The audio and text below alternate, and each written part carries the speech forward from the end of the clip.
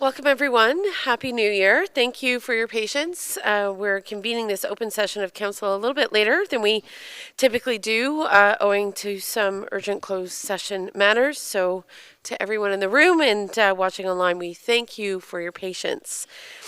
We've addressed some of the fundamentals of the meeting in closed, including the approval of the agenda. But before we go to our land acknowledgement, I did want to recognize a significant moment for the municipality, which is its 25th anniversary, or 25th anniversary, as since amalgamation. And Jen Westendorp, who's in the room today, was kind enough to call before the holidays and say, it's 25 years, what are you guys going to do? So there are some great 25th anniversary plans in the works.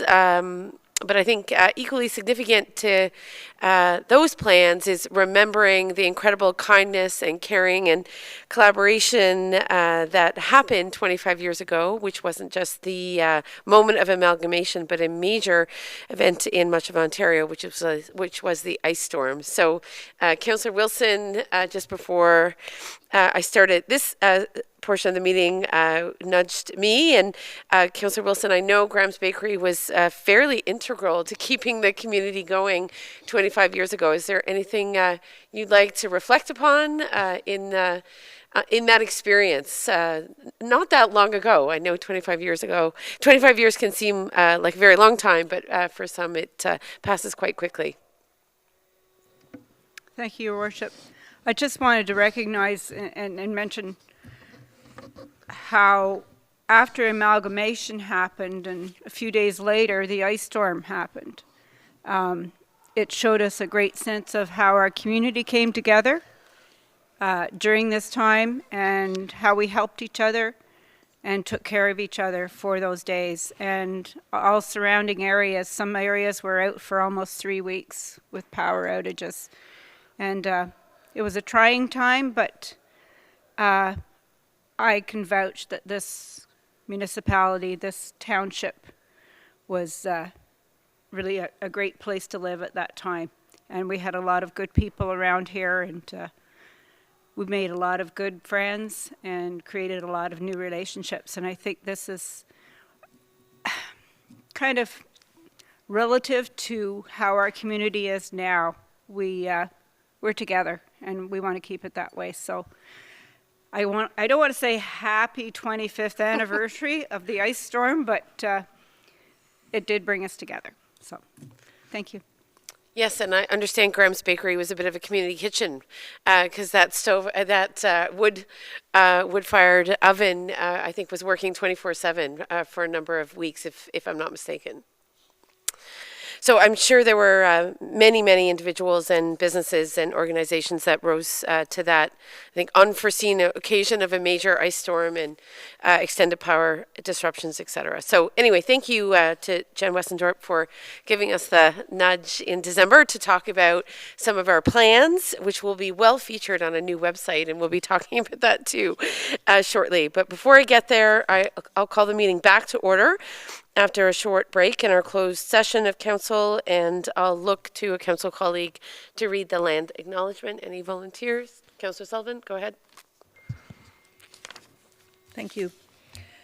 The municipality of North Grenville acknowledges that the municipality operates on the unceded and unsurrendered territory of the Anishinaabe. We honor the historic relationship of the Haudenosaunee and Huron-Wendat peoples to this land. We recognize all First Nations, Métis and Inuit, who now call North Grenville their home. We respect and support the need for cultivating a strong relationship with all Indigenous peoples, and we look forward to continuing this conversation and fostering the path towards reconciliation. Thank you, Councillor O'Sullivan. So next we will go to our consent agenda items. There's a number of agenda items under consent, colleagues, including minutes and 2 reports, one on accessibility and one on post-election. I'd like to pull the post-election report for a little bit of discussion this evening, looking to council colleagues for any other amendments, or can we move it ahead with that one removal? Good. So I'll look for a mover and a seconder, please. Thank you, Councillor Barclay, Councillor O'Sullivan, and that is to adopt the consent agenda as amended. I'll call the question. All in favor? Thank you. That passes. We will now go to reports, and we welcome Jill Sturdy and her colleague to the front to talk about the newly launched North Grenville website.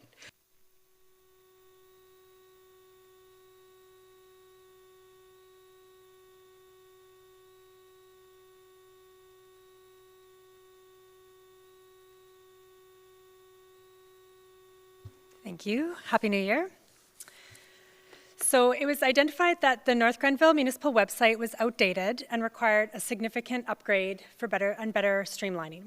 So the municipality awarded the tender to ProBase Web in July 2022 to develop and launch a new municipal website. So I have here with me Vince Murphy, a web developer with ProBase Systems. So we underwent a very ambitious timeline, approximately 5 months, to get the website launched. We had a team of staff, of course, working with each department to ensure that everything was updated and correct. And we went live just recently. I'm going to invite Vince to say a few updates of sort of what the overall objectives were, and then if you like, I'd like to take you on a quick tour of the website. Vince. Good evening. Just want to give you some background on some of the objectives that we were trying to do with the new website. One of the primary objectives was to make it as accessible as possible to meet AODA compliance rules. And we're happy to say it's now 100% compliant. Not only is it 100% compliant, it will remain compliant because the tools we're using, the site is validated every 24 hours to ensure that it stays compliant. So as content is added to the site, it will remain compliant. The other challenge there was to maintain attractiveness of the website at the same time as making it compliant. Sometimes that's a challenge. And I think it's come out okay. You'll be the judge of that. Some of the other objectives, simple navigation. The whole site has been redesigned and hopefully improved the navigation to make it a lot easier to find your way around. So it should be easy for folks to find things on it. Some common services that are used have been combined into unified pages. Good example is payments. You no longer have to look all over the place to find where you pay taxes or buy a burn permit. It's all consolidated in one spot now. Makes it a lot easier to find. There's a new documents library. All our documents are centralized in one library now, so much easier to find and shouldn't be a complication of different versions of documents floating around. The mobile experience has been enhanced fairly seriously, so it should be a much better user experience on a phone now. This is really important, as we can see from the statistics that about 60% of the traffic to the website is now mobile. So we've crossed the boundary of 50-50. It used to be split 50-50. Now it's much more towards the mobile. And that's only going to continue, I think. We've added some very interesting pieces on public engagement. Projects are a new area on the site where we've taken things such as Riverside Park recreation expansion. That's a project.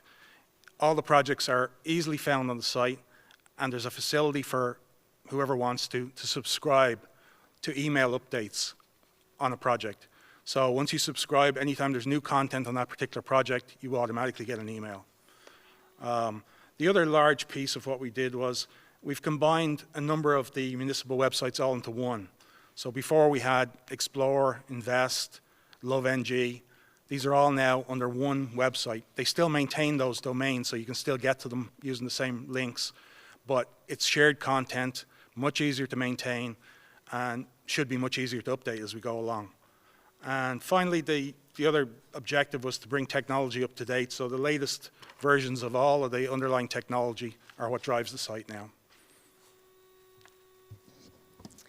So I do have a few slides. Unfortunately, I wasn't able to show you the website live, but if we go to the next slide, please, I can walk you through sort of how the site was organized. I have quite a few. I'm going to hopefully go through this relatively quickly, but if there's a particular page that you want to ask questions on, please just stop me. So the next few slides are the home page.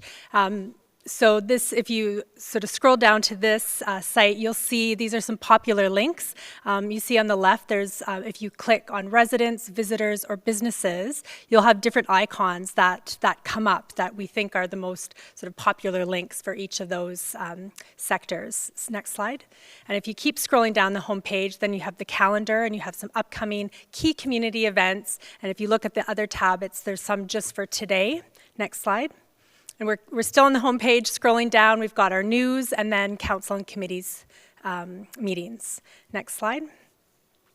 So if you look at the top along the bar, there's services and payments, community and culture, there's visit and explore, invest and business, and council and government. So what you're looking at is the drop down for the services and payments. So this is sort of the main section that we think where residents are really going to access, because of course you have the online payments, we have municipal services, emergency services. So to give you an example, next slide. This is what one of the examples Vince was talking about. This is our online payments, so they're all on one page. Next slide. To give you an example of municipal services, of course, many people go to our garbage recycling and organics page. So it shows it's sort of more visually attractive, and if you click on one of those images, it will take you to more information on that particular topic. Next slide. Just an example of emergency services. Of course, we worked closely with our chief and fire department on updating the content here. Next slide. So now we've moved over into the community and culture. And so this is where our parks and rec and our facilities and community initiatives and resources. So there's some new things under here. If you go to next slide. This is an example of our rec and culture directory. So this was actually developed last spring under our old website, I should say. So this maintained. Next slide. We've updated what the facilities page looked like. So you can see here's an example of some of our parks. We have an image, and then on the right it shows what each park has in terms of amenities. Next slide. Community initiatives, this is sort of a new section that we added. So under this, this is an example of our road safety under here. So all the themes that we've been promoting over the last couple of years are shown here. And again, if you click on one of the images, it will take you to more information on that particular theme. Some other examples under community initiatives that we have here are our civic awards are under here, Get Actives or Participation, Truth and Reconciliation, and Adopt a Park or Tree, for example. Next slide.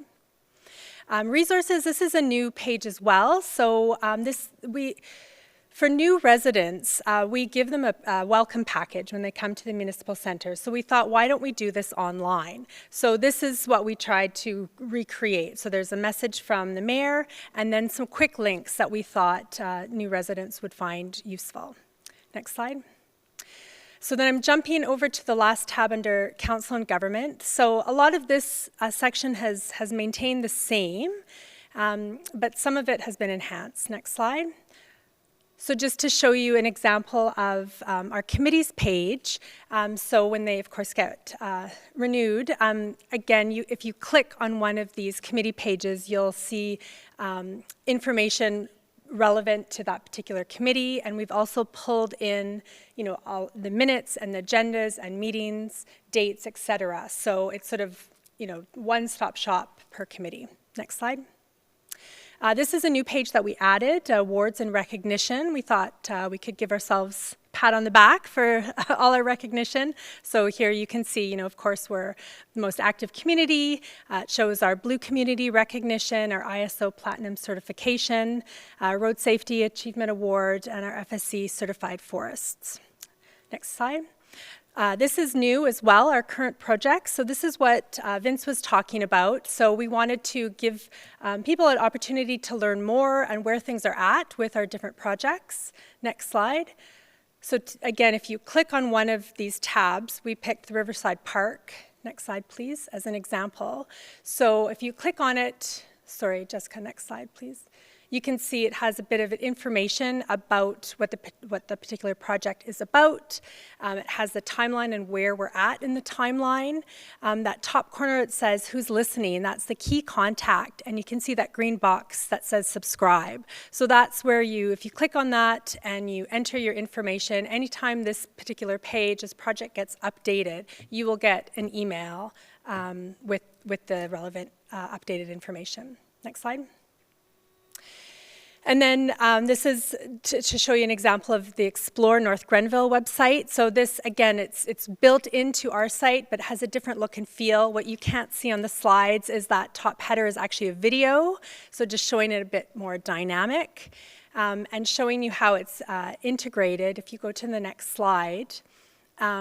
The trails, so in the way it used to be is that we would have our trails section, different trails on our North Grenville page as we did Explore. So this way we have it all as one, and so the information, whenever it gets updated in both. Next slide. So the same is true for our Invest North Grenville website. So you can see it looks a little bit different than our North Grenville site, but it still has our same signature. Next slide, sorry. So again, if you get into the page, you can see it has a little different look and feel, sorry. And next slide. So Business Directory, otherwise known as loveng.ca, which you should be familiar with. So it's the same directory. We've just spruced up the look and feel a little bit. So, and again, if you type in the loveng.ca, this is where it will take you. And that's a really quick overview. Awesome. Thank you for that presentation. Any questions or comments, Councillor Strachan? Start off by saying thank you.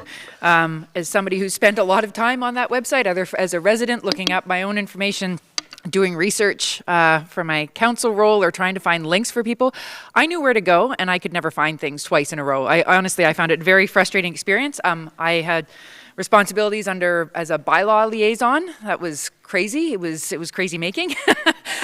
So I appreciate the work that's gone into this. I think it does look great. I think the images that are in there are relevant. They're from the community in most cases, and I think that makes it it connects, right? It connects as to what's going on in the community. When Jill first sent out the link to us to test out, I used my husband as the one to try it. And if the link was on the first page, I said, no, you had to find something harder. So he actually had to think about things that you couldn't get to right away from the main page. So that was already a good sign. And the idea of 3 clicks and you get to what you find we pretty much achieved every time. So I think that was a huge success in my part. And I missed the project side.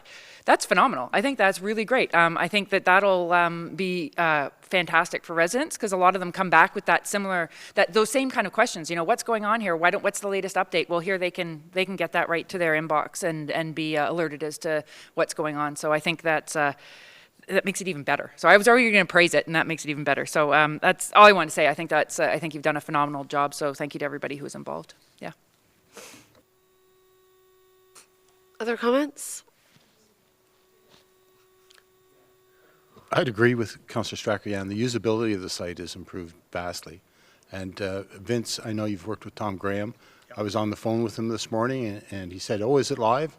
And I said, "Yes, it is." And he went, while I was talking to him on the phone, he was browsing through it, and he gives a big thumbs up. So that's high praise indeed coming from Tom. Yeah, so thank you both for your work on the website. It's great.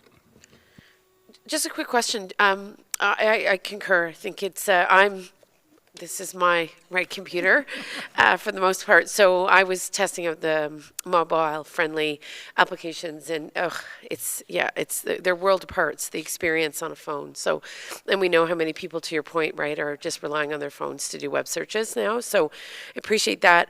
I'm curious about sort of those underlining program features that fuel all the elements of the website. You said everything was updated and refreshed. What's typically the cycle to keep the technology sort of up with the times, if you will? I'm sure it's changing all the time, but I don't have any real expertise into this area. So what is typical for we've just done this big refresh or renewal, I don't know what you call it, but what's the longevity of a site like this now? The longevity gets shorter and shorter, as you're not Right. surprised to hear, I'm sure. Yeah. But the last website we got about 5 years out of. I would like to think you get 5 years out of this, but it really depends. A good example are phones. When we did the previous site as well, so it's my fault all that problem you had as well. But the phones weren't as ubiquitous at the time that was done, so who knows what the technology change will be as we go forward. But this is a complete rebuild of the site we're talking about. But the site itself, the platform it's built upon, there are updates come out for that on a regular basis weekly. And those updates will be applied. So all that technology will move forward. That's usually useful from a security perspective and stuff.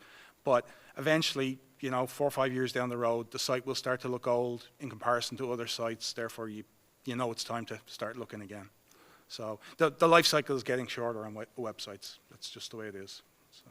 In your opinion, what's the biggest challenge and opportunity in sort of this evolving technology? Like, can you anticipate where it's going, that sort of balance AODA, right, versus visuals, right, sort of all that I know is changing the look and feel, right, of some of, of many websites, but what do you imagine for the future of websites? I think you're going to see more and more compliance standards be enforced and all the rest of it. I think it's probably for the betterment of everybody, but AODA is a good example. It is a challenge to try and maintain the website, particularly when you're trying to combine websites as we were with the Explore website. So it's, you're doing a tourism site, which is a very visual affair, and you're still trying to deal with the AODA regulations and all the rest of it.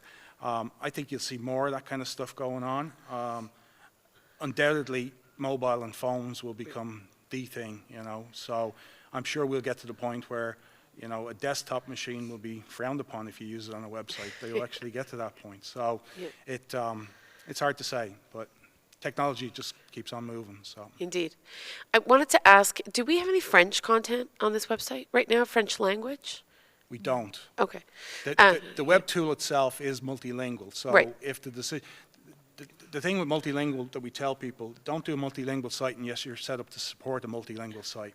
So we have customers who we do Google Translate on. They don't have staff to maintain it, which is just asking for trouble, really, because as soon as you get a French call, you've got a problem. So, but the tool itself is capable of it, but at the moment there is no content in French.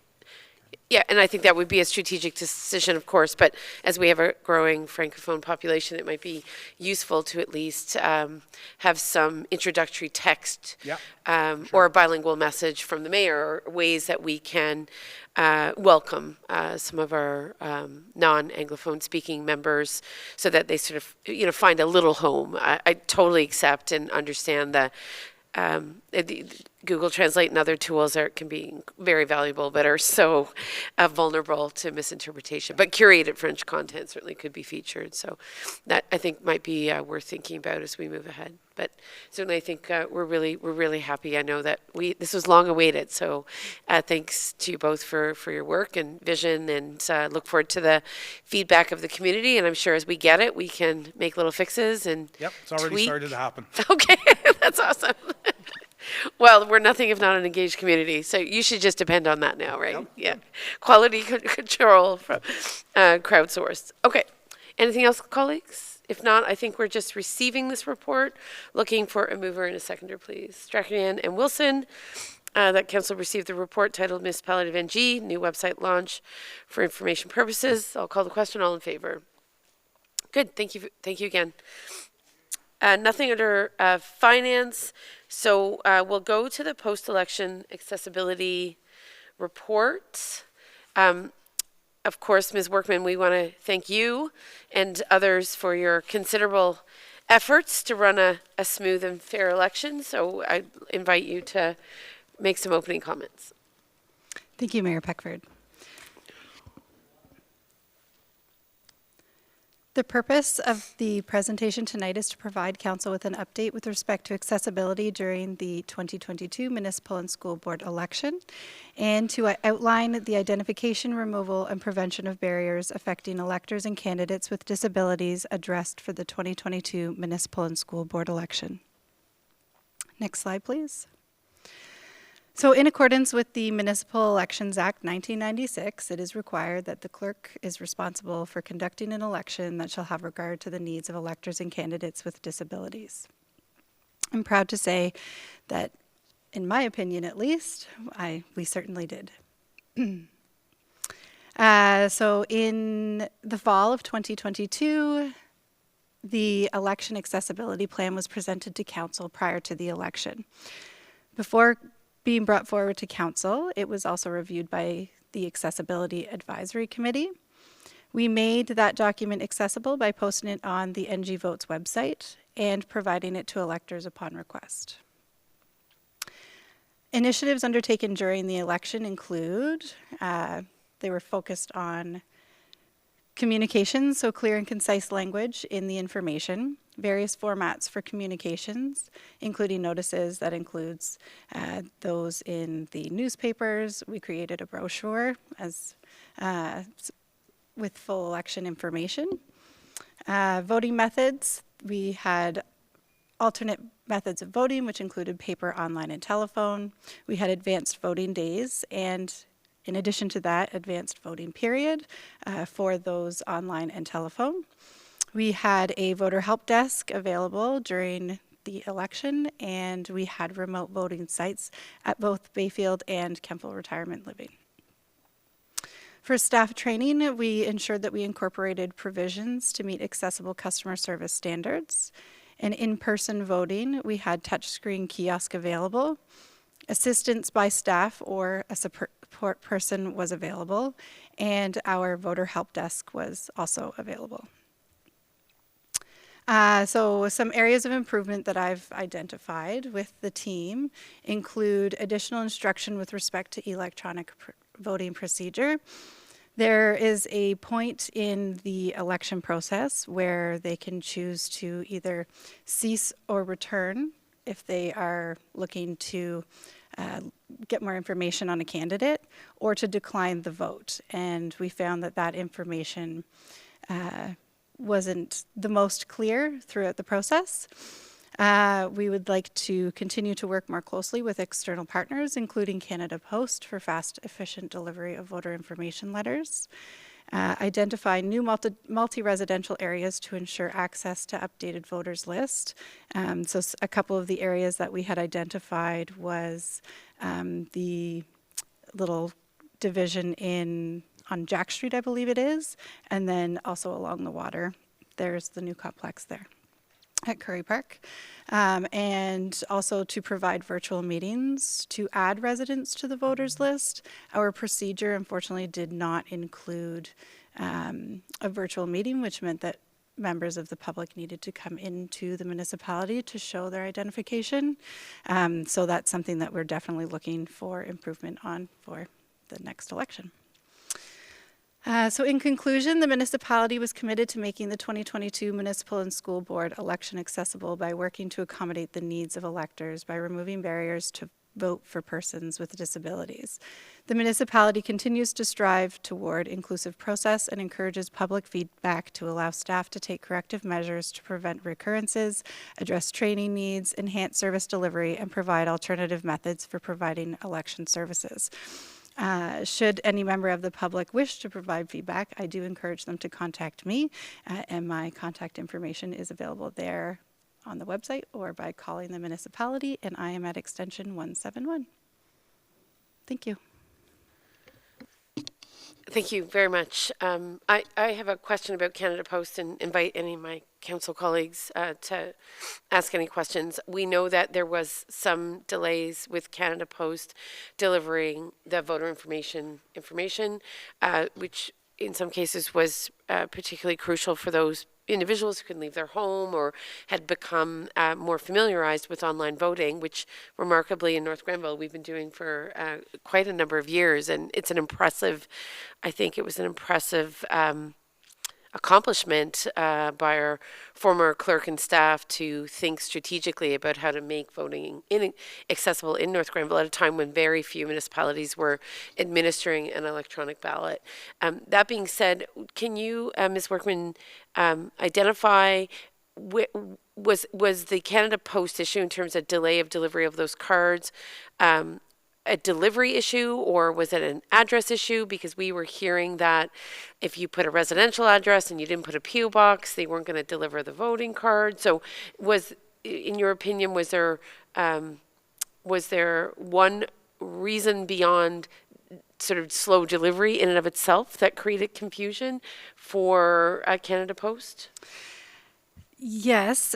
So, as you mentioned, some of it had to do with PO boxes and even having our R2 on addresses was also confusing for the sorting, is my understanding. So even the smallest update to addresses that may not have been filtered to the clerk's office may not have been caught as we were preparing those letters.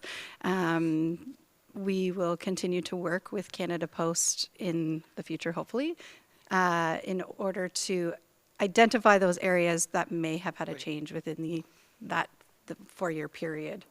And is it Canada Post policy to not, because I experienced this as a resident, if you have a residential address featured, but you don't have your PO box, sometimes the mail isn't delivered to you. So was that part of the experience with this particular election, was residential addresses versus PO boxes? That is correct, yes. There was also instances where those who are residential may have a PO box due to other circumstances. Especially, there was one instance where they have a PO box in town, but they are very rural. But it's because the actual box outside of their home kept getting damaged, so they did not receive their voter information letter. Gotcha. Because we wouldn't have known about the PO box over the residential address without them advising us at the clerk's office. So so just moving forward, just given that tension within Canada Post for how they treat mail, will electors, right, those who are voting, will they need to provide a PO box as a way to assure delivery of the voter card, or is it more complicated than that? I'm just trying to drill down to, how do we work successfully with Canada Post, right, moving forward? And I don't know if they have policy changes over time that make this conversation moot, because maybe 3 years from now it looks different. But what is your understanding moving forward in terms of what Canada Post needs? So it is my understanding that Canada Post needs the PO box included on addresses, and we would encourage electors to make sure that to check that voters list. Because that will ensure that their correct information has been forwarded through. Now, this year, we received most of the information from MPAC, and we had the authority to make adjustments as needed. However, that we will no longer be receiving the list from MPAC for future years. It's now getting taken over by the province, is my understanding. And to that end, so when MPAC provided that information to the municipality, we had some capacity to quality control as things were flagged, right? But Correct. Otherwise, you were dependent on the MPAC information. Correct. And is it the same process for property tax bills? Because I got this question. If you can get my property tax bill to me, how is it that, is it competing information, how we send property tax bills versus how we send voter information cards? I can't speak to how we send property tax bills. We did receive a list from the tax department, and we merged some of that information, so that could be where some of the errors had kind of gotten overwritten. Yes. But for the most part, the information It comes from MPAC. MPAC. And that is now changing moving forward. Correct. Which will probably introduce another variable that you can't really anticipate because you don't know the shape of that list in 4 years, right? It's possible. Okay. And do you know which department within the Government of Ontario, Gary? Do you know who within the Government of Ontario will be managing the voters list if it's not MPAC? Okay. So you're not aware of it? It may be Elections Ontario. Elections Ontario. That makes sense. Okay. Anyway, those are just things that had come to my attention during the election, so I just wanted to get a better sense of how you stick handle the complexity of rural postal delivery in North Grenville. But thank you very much for the report. Any other questions? Councillor Barkley? Through you, Madam Mayor, to Ms. Workman, thank you for the report. I'm just curious if you have access to the information and if you can share the percentage of online or telephone voters versus in-person votes? Sorry, could you repeat that? Percentage of online versus Online or telephone voting versus in-person voting? I do have those statistics, but not right in front of me. Okay. But I can certainly share them with council, and possibly we work with the social media team and get it posted again. Yeah, If and you'd I'd like. also be interested in the percentage of declines or number of declines. Okay. That would be I can share interesting. that information. And Thanks. do you, because typically in North Grenville, it's about 50-50 is my understanding. Do you have any recollection of what it was in this past election? It was very much internet was the primary. Oh, really? Yes. Okay. Okay. And do you know if you could vote from a phone? Could you use your mobile device? Yes, You could? yes. Okay. Good. Any other questions or comments? Okay. Well, thank you, Ms. Workman, for the report. We appreciate it. And I think, Councillor Barkley, would you like to move receipt of that report? And can I have a seconder? Thank you, Councillor Strachan. And I'll call the question. All in favor? Good. Thank you. Okay, so I think now we're moving on. Just have to catch myself here. We have the consent reports. The only one we've pulled is the post-election accessibility report. So what's next on our agenda, Ms. Workman? To appoint the members to the Accessibility Advisory Committee, Okay, as discussed and closed. Okay. So we did have some discussions in closed about applications for a number of key committees, the first of which was our Accessibility Advisory Committee. The recommendation, of course, is that Council establishes a new term of the Accessibility Advisory Committee and appoints, I think, 4 members of the public today. Do you want to read them for me? Because I think you have the list in front of you. So that council appoint the following members to the Accessibility Advisory Committee. That's Lindsay Olmsted, Samantha Lavitt, Chris McPhee, and Chelsea McIntyre. Excellent. Thank you. There were, I think, there's a minimum of 1 council colleague, or is it 2 that have also stepped up for that committee? We have 2, and that is Councillors O'Sullivan and Strachan. Great. Okay. So we can include them in that, in the motion today. 4 members of the public, 2 members of council. Of course, this was the subject of much discussion in a closed session prior to bringing it into open session. So I'll look for a mover and a seconder, please. Councillor Wilson, seconder. Councillor Barkley, thank you. Any discussion on this one? Seeing none, we thank the members of the public who've stepped forward, 1 of whom is returning and 3 of whom are new, and look forward to what will hopefully be a dynamic committee. I'll call the vote. All in favor? Good. That one's done. All right. Next is appointing members to the North Grenville Public Library Board. We were inundated with applications for this board, I think 16, if I'm not mistaken. 16 applications. They came in quickly.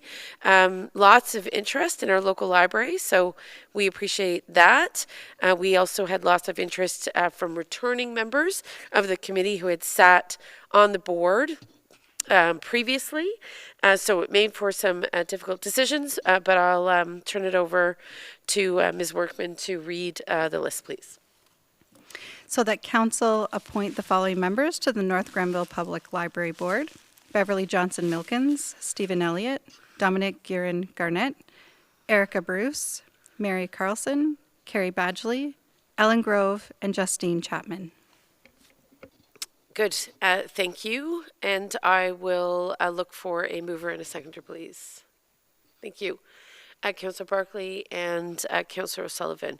I think it may be useful to also name our council member, because they become a board member, or are they a council liaison to the board? They are a board member? Yes. Okay. So who stepped up for our library board. It's Deb, excellent. So if we could add Councillor Deb Wilson to the library board, thank you. Okay, and we've moved and seconded that? Did we get a mover and seconder? Yes. For that? Okay. It was Councillors Barclay and O'Sullivan. Okay, excellent. So then I will call the question. All in favor, please. Good. Thank you. All right. So next we'll move on to, we have no planning this evening, Public Works, Parks, Rec and Culture, or Emergency and Protective Services business to address, no correspondence, so we'll just move on to other business, which is a series of other appointments. The first is the appointment of our deputy mayor, and I'll look for a mover and a seconder for that. And certainly we've had discussions about Councillor Barclay serving in that position, so I'll need a mover and a seconder. Councillor Sullivan? Councillor Strachan, thank you. And that is to appoint Councillor Barclay as our deputy mayor. Any questions or concerns about Councillor Barclay? Okay. Seeing none, I'll call the vote. All in favor, please. Good, thank you. Next is appointing a municipal representative to the Rideau Valley Conservation Authority Board.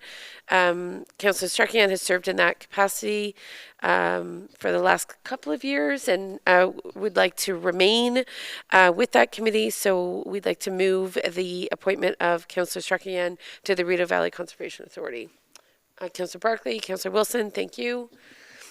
I'll call the vote on that. All in favor? Good, thank you. Next is the appointment of a member of council to the South Nation Conservation Authority. Councillor Wilson has kindly stepped up to serve in this role, so I'll look for a mover, a seconder to appoint Councillor Wilson. Councillor Strachan, Councillor O'Sullivan, thank you. I'll call the question on that. All in favor? Thank you. And then finally, we're also this evening appointing members to the Old Town Kemptville Business Improvement Area. This is as per the recommendations of the board that in the context of their AGM, where certain nominations were made. So I'll look to Ms. Workman to read the list of individuals that were recommended by the BIA to be board members. Be it resolved that council appoint the following members to the Old Town Kemptville Business Improvement Area Board of Management: Megan Cumming, Courtney Veniza, Ann Walsh, Dave Leger. Great, thank you. And I should note that the appointment of associate members is at the discretion of the BIA, and we defer to them for that decision. So all we're dealing with this evening is the appointment of board members in particular, as per their recommendations to us. And I just want to be sure it was just 4 individuals and one council colleague, and Councillor Barclay has agreed to take on that role as council liaison, so we'll include him in this motion. So with that, I'll look for a mover and a seconder, please. Councillor Sullivan, Councillor Wilson, thank you, and I will call the question unless there are any concerns, questions. Seeing none, all in favor. Good, thank you. I do not believe we had consideration of any bylaws this evening. Is that correct, Ms. Workman? Okay. That's correct. Good. Any questions from our member of the media? Go ahead.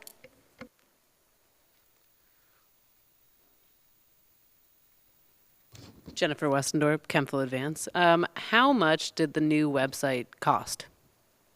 It's a great question. I don't believe Ms. Sturdy is here to answer that question. I don't think we quite remember the allocation. It was committed quite some time ago. But we can have you follow up with Jill just after this call. And we're happy to answer it. Do you have it? It was about 45.5.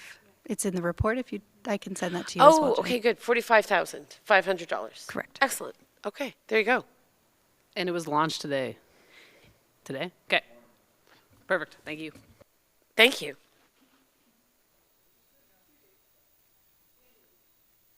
It may have been launched earlier this week. I think it was live as of certainly yesterday, if not last week. We can confirm with Joe when it actually went live. Good. Council was given a sneak peek, so we got to see it just before it went live and provide any feedback. So we're a little more familiar with it than some members of the public. Okay, so with that, I'll move to close the meeting. Our confirmation bylaw this evening is that bylaw 0223 to confirm proceedings of council at its regular meeting held on Jan 10th, 2023 be adopted and passed. I'll look for a mover and a seconder, please. Councillor Barclay O'Sullivan, great. And I'll call the question. All in favor, please. And then motion to adjourn. Looking to Councillors Strachan and Wilson. Motion to adjourn at 7:59 p.m. I'll call the question on adjournment. Non-debatable. Thank you. Meeting is adjourned.